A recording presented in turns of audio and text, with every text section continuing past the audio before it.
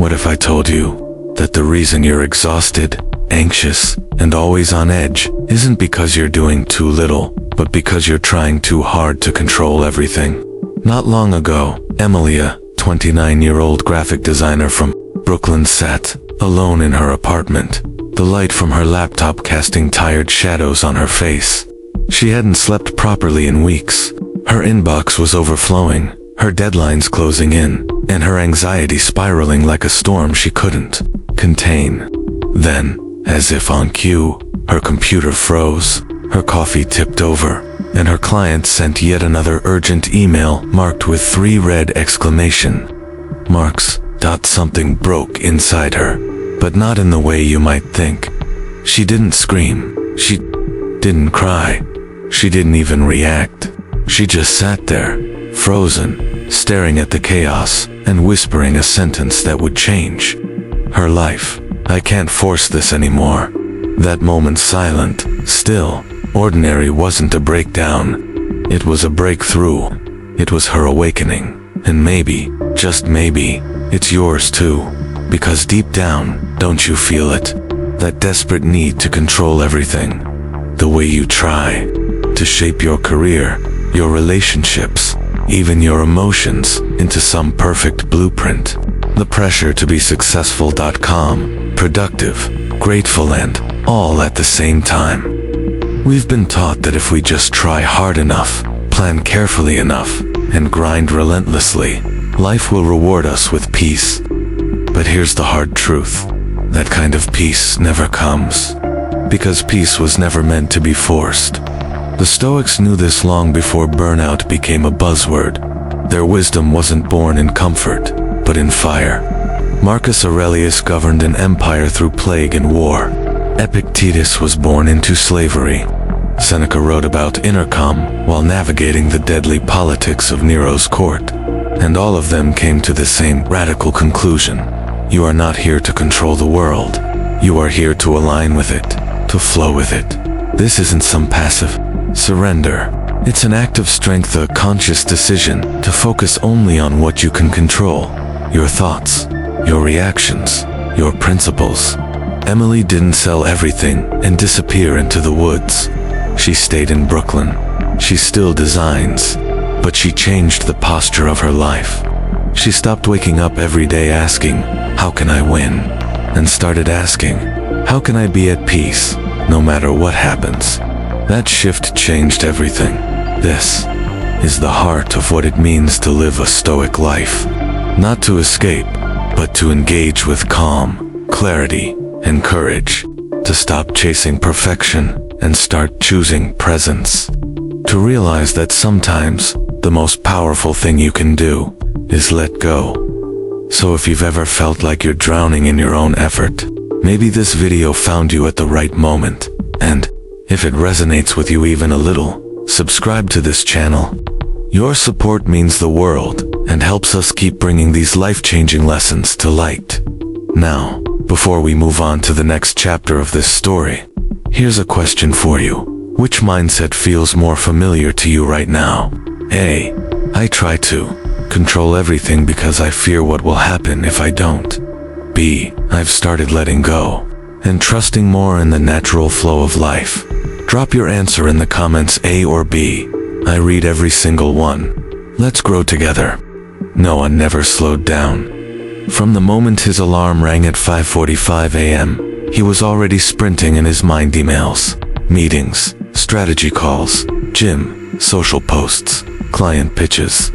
He had built a promising career in San Francisco's tech world, launched a startup at 30, and was hailed by his peers as one of the most focused and driven people they knew. But what they didn't see, what even he refused to admit for years, was how little of his life he actually experienced. Because when you're always living 2 steps ahead, planning the next move, optimizing the next opportunity, there's no room to simply be where you are. His breaking point came during a weekend getaway, just before his son was born. It wasn't dramatic. It was ordinary. He was sitting by the ocean, laptop open, editing a pitch deck, while the sun dipped below the horizon. His partner sat beside him, silent, watching the waves, and she asked softly, "Do you even see what's right in front of you?" He looked up, and for a moment, maybe the first time in years, he did. The color of the sky, the rhythm of the waves, the warmth of her hand. That moment didn't just breathe, it cracked something open. After their son arrived, Noah began to see the cost of his distraction and sharper focus. Late-night feedings became sacred. A baby's breath on his chest, the scent of milk, the softness of early morning light. These weren't just duties, they were invitations to slow down, to return, to become aware again. Stoicism isn't often associated with softness, but at its core, it's about connection to reality, to truth, and above all, to the present. Marcus Aurelius wrote, "Confine yourself to the present." Those 6 words are simple, but they are among the hardest to live. Noah didn't give up ambition. He still built, still hustled, but he stopped trying to live life on fast forward. Instead, he adopted small, mindful rituals that reshaped how he showed up every day.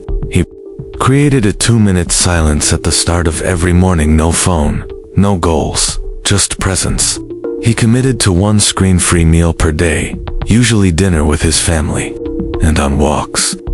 He practiced anchor attention, noticing a single sensory detail and following it like a thread. The way the light hit a leaf, or how his breath moved in cold air.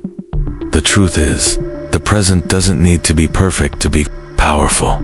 It just needs to be noticed. Most of us miss our lives not because we're lazy or ungrateful, but because we're overstimulated. We live in a culture that monetizes our distraction. So practicing presence today is a rebellion. It's a sacred act of reclaiming your attention. And when you do, life begins to change, not because circumstances are easier, but because your awareness becomes sharper. You notice the way tension builds in your shoulders during meetings. You become conscious of the stories your mind tells when you feel rejected. You stop letting your thoughts carry you away without permission. This is the quiet power of mindful awareness.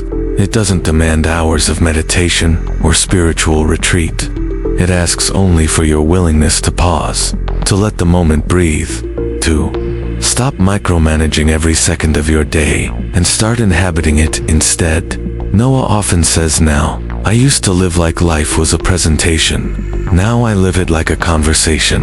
That shift, subtle but seismic, is available to all of us. Next time you're washing dishes, feel the water on your skin. Next time you're talking to someone, actually listen, not to respond, but to understand. Next time you're walking, don't reach for your phone, reach for your breath. You don't need to be in control to be present. You just need to be here, and here is always enough. Sophia stood in the middle of her empty office, the sound of moving boxes echoing in the corners. Just a year ago, this space buzzed with life, whiteboards filled with ideas, the scent of coffee and ambition in the air. Her name whispered in investment circles around Chicago as the next visionary founder to watch. Now, it was silent. Her company had folded. Her investors were gone. The team had scattered. She'd built that business like it was a part of her body. Every win was personal, every failure a wound. And now that it was over, she didn't know how to let go. She replayed every decision, every conversation, every what if, like a broken record. She couldn't stop. She wasn't just grieving a company, she was grieving her reflection in it. But the hardest part wasn't the loss. It was the judgment, her own. That's where Stoicism came to her, like a quiet whisper, cutting through the noise of shame. Epictetus once said, "It's not what happens to you, but how you react to it that matters." At first, Sophia resisted that idea. React. She didn't want to react. She wanted to rewrite. She wanted a time machine. But slowly, she began to understand that letting go wasn't a passive surrender. It was an active choice, a practice. She began to unhook her identity from outcomes, not all at once, but in small, human ways. She stopped calling herself a failure in her own mind. She stopped scrolling through LinkedIn late at night, comparing her losses to someone else's highlight reel, and she started something that felt strange at first, but soon became essential.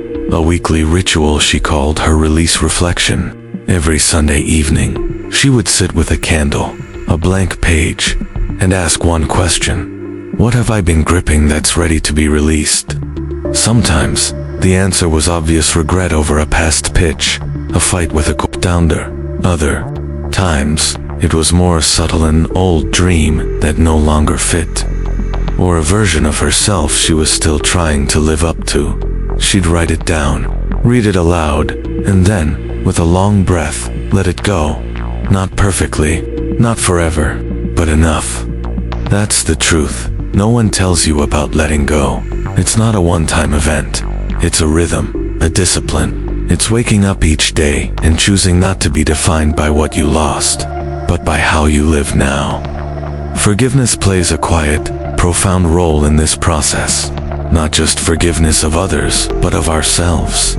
Sophia had to learn to forgive the woman who made the decisions she'd outgrown. She had to forgive the version of herself who tried her best and still fell short. The Stoics didn't equate letting go with weakness. They saw it as alignment with nature. Nature doesn't cling. It sheds. It releases. It makes room for what's next. And when we do the same, we return to something essential, our freedom. Sophia didn't stop dreaming after her startup. In fact, she began dreaming more freely, with less pressure, more heart. She started mentoring other founders, this time from a place of humility, not status. And she began writing against something she hadn't done since college, finding joy in stories that didn't have to sell or scale. Letting go didn't make her smaller. It made her softer, wiser, and more human. It's a lesson we all must learn at some point, that what we hold on to too tightly often ends up holding us back. That sometimes, the most courageous thing you can do is unclench your grip and trust that what's meant for you doesn't require force. So ask yourself, like Sophia did, what am I holding on to that's already trying to leave? And what freedom might I find if I finally let it? Because the art of letting go isn't about loss, it's about space. And in that space, life can begin again. Jamal never imagined that grief would teach him to live. Not really. Like most people, he had always understood change. In theory, jobs change, people move on, seasons shift. But when his father died, that understanding cracked open. It wasn't an abstract idea anymore. It was personal, permanent, and deeply disorienting. His father had been a quiet, grounding presence in his life. A Vietnam vet turned school counselor. He didn't say much, but when he did, it mattered. He taught Jamal how to tie a tie, how to fix a bike, and how to stand up without raising your voice. So when he was gone, taken in the cruel randomness of a pandemic, Jamal felt like the floor had dropped out from beneath him. For weeks, he functioned on autopilot, getting the kids to school, answering work emails, pretending to be okay. But inside, he was unraveling. The world felt unsteady, meaningless, as if nothing he built could be trusted to last. It was during a trip to the Grand Canyon, a place his dad always wanted to visit, that Jamal began to feel the first shift. He stood on the edge of that vast chasm, watching shadows move across ancient stone, and something clicked. This place had been changing for millions of years. It had weathered storms, earthquakes, erosion. Nothing in it stayed the same, and yet, it was still here, still beautiful. That was when he remembered something he once read in Marcus Aurelius's Meditations. You could leave life right now. Let that determine what you do and say and think. At first, that line had struck him as morbid, but now, it felt like truth. Not a threat, but a guide, a call to live with urgency and reverence, not fear. Impermanence, he realized, was not a flaw in the design of life. It was the design. Everything changes. And because everything changes, every moment becomes more valuable. Every hug, every sunrise, every goodbye, every breath, All matters, because it won't last forever. From that moment on, Jamal made a quiet vow to himself to stop resisting change and instead make peace with it, to let it soften him instead of harden him, to let it teach him how to love without clinging and live without guarantees. He began what he called his impermanence walks. Every Sunday morning, before the world woke up, he'd walk alone through a nearby park. No headphones, no phone, no destination, just the rhythm of his footsteps and the changing light around him. Sometimes he'd think about his father, sometimes he'd think about nothing at all, and sometimes he'd just breathe and let the world move through him. He also started a practice with his kids. At dinner, they'd go around the table and answer a simple question: what changed today? Some answers were small: the weather, my mood, we ran out of cereal. Others were bigger: my best friend moved, I didn't. Feel scared at school for the first time. The point wasn't to fear change, but to notice it, to accept it as a natural part of being alive. In time, the fear in Jamal's chest loosened its grip. He started seeing change not as loss, but as motion, not as an ending, but as a doorway. He began to trust that even though he couldn't hold on to everything, he could still hold things gently, with full presence, and let them go with grace when the time came. The Stoics weren't cold about loss, they just refused to pretend that permanence was possible. Seneca wrote, "We are born to lose what we love, but we are also born to love what we have while we have it." There's a quiet kind of power in that. A freedom. Jamal didn't stop missing his father, but he stopped letting that grief define him. Instead, he let it shape him. He became more patient with his children, more present with his wife, less interested in proving himself, and more interested in showing up for what was real. He says now that the most important thing he's learned is this: nothing lasts, and that's why everything matters. Impermanence isn't the enemy, it's the reason life is worth living. Liam didn't plan on withdrawing from the world. He didn't call it healing. He didn't even know what to call it. All he knew was that after a breakup he hadn't seen coming, followed by a layoff that felt like insult added to injury, the noise around him became too loud and the noise within even louder. He stayed in his Denver apartment longer than he wanted to. Friends invited him out, but he always had an excuse. The truth was, he wasn't afraid of people. He was afraid of hearing his own thoughts. What if they confirmed his worst fears? That he wasn't enough, that he'd failed, that maybe it really was his fault. Then one evening, scrolling aimlessly through old photos, he paused on a picture of a lake in Boulder, where he and his ex had once camped. It had been quiet, there uncomfortably quiet, but something about that memory tugged at him. Not the romance, the stillness. He packed a bag. Just a weekend. No itinerary, no phone. He drove out alone, and when he stepped out of the car the next morning and heard nothing, no cars, no texts, no hum of artificial urgency, he felt an old part of himself awaken, and a new part begin to emerge. The Stoics taught that silence isn't absence, it's presence. It's not emptiness, it's space. Marcus Aurelius wrote, "Nowhere can man find a quieter or more untroubled retreat than in his own soul."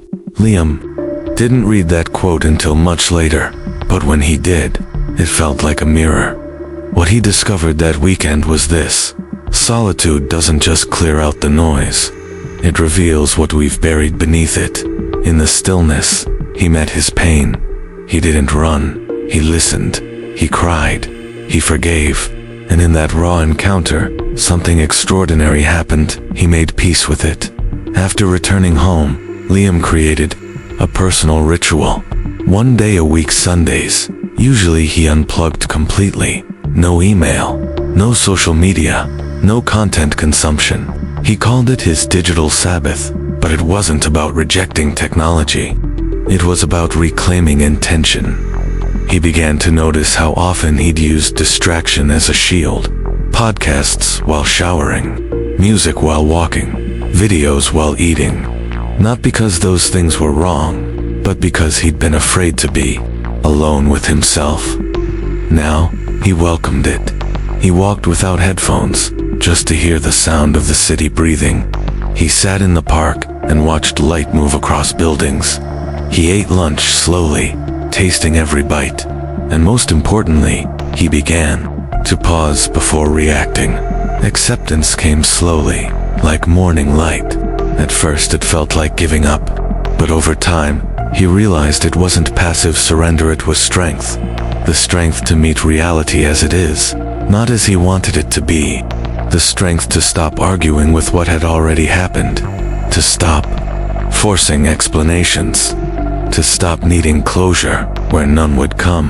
He began journaling not to fix his life, but to witness it, to hold space for it. Some entries were joyful, others were bitter, but all were honest. And through that honesty, he began to heal. The Stoics didn't expect life to be easy. They didn't chase perfection. They practiced restraint not as denial, but as clarity. They believed silence could sharpen perception, that solitude could deepen character, that acceptance could liberate the soul. Liam's life didn't become perfect, but it became real. He didn't need to explain everything anymore. He didn't need noise to feel alive. He didn't even need all the answers. He just needed the courage to be with himself. He says now, with a calm smile, "I stopped filling the silence because I finally trusted what I'd hear in it." There is a quiet strength in those who no longer run from stillness. A power in those who can sit with what is, without demanding that it be different. A peace that doesn't depend on perfect circumstances, but on the willingness to meet life with open eyes and an open heart. And maybe that's the kind of strength we need most today. Not louder, not faster, just truer. Hailey used to measure her life by milestone sales, targets, follower counts, packed itineraries, and color-coded goals. She built her world with intention and ambition, and by most standards, she had made it. At 30, living in Austin, she ran a thriving e-commerce business, spoke at conferences, and documented it all on social media like clockwork. People saw a woman in control. What they didn't see was the fatigue that came from constantly chasing the next thing, or the quiet question that had begun to whisper through her bones. What if this isn't it? It wasn't burnout that woke her up. It was a moment so ordinary, it might have gone unnoticed. One morning, during a video call with her team, her Wi-Fi cut out. The screen froze. The audio glitched. She sighed, leaned back, and in the forced pause, she looked out her window. Outside, a cardinal landed on her railing, bright and unapologetically red. It stayed for maybe 10 seconds. But in that space, she felt something she hadn't felt in a long time, and with it, a kind of joy that had nothing to do with productivity or performance. That moment haunted her in the best way. Later that week, she made a decision not to quit everything or reinvent her life overnight, but to start listening to that voice within, the one that wasn't driven by deadlines or metrics, but by meaning. She called it her inner compass, and from then on, she promised to check it daily. The first direction it pointed, simplicity. She began decluttering, not just her closet, but her calendar, her digital life, her expectations. She stopped scheduling every hour. She said no more often. She deleted apps that once devoured her attention. And in their place, she created space. Space to breathe. Space to notice. Space to live. With that space came gratitude, not the performative kind, but the grounded, soul-level kind. She started a notebook called the 10-Second Pause. Each evening before bed, she'd write one thing that made her smile that day. It didn't have to be deep. Sometimes it was the way sunlight hit her kitchen wall. Other times, a kind word from a barista. But each entry was a reminder. Joy doesn't live at the finish line. It lives along the way. The Stoics understood this. They warned against placing happiness in external achievements. Seneca said, "True happiness is to enjoy the present, without anxious dependence upon the future." Hailey didn't just read, that she began to embody it. She realized she had spent years running toward a version of herself she thought would finally feel whole. But wholeness wasn't waiting at the next launch or the next accolade. It was here, now, quietly offering itself in every unscripted moment. She began cooking slowly, walking without music, sitting in silence at sunrise. Not every day was magical. Some were messy and mundane, but even on the hard days, she noticed that her heart didn't panic the way it used to. It trusted, because it had learned to find meaning not in what she could prove, but in what she could feel. Gratitude became her anchor, simplicity became her lens, and joy, the unexpected side effect of both. Her journey didn't stop. She still set goals. She still built. But now, those goals were led by her compass, not her ego. She chose projects that felt aligned, not just impressive. She prioritized time with her partner, long walks by the lake, and Sundays with no agenda. And perhaps the most radical shift, she stopped rushing. There was no more racing to be done, no more chasing after someday, because she had finally seen what the Stoics knew all along. The present isn't an obstacle, it's the prize. So she walks slower now, smiles easier, speaks more gently, and every once in a while, when she sees a cardinal on the railing, she pauses and remembers. Joy is not something you find at the end of the road. It's what colors the road as you walk it. That's the journey. And the greatest success is simply learning how to enjoy it. Across the 6 chapters of this journey, we've met 6 different people. Emily, Noah, Sophia, Jamal, Liam, and Hailey, each walking through a moment of disruption, each facing a truth they could no longer ignore.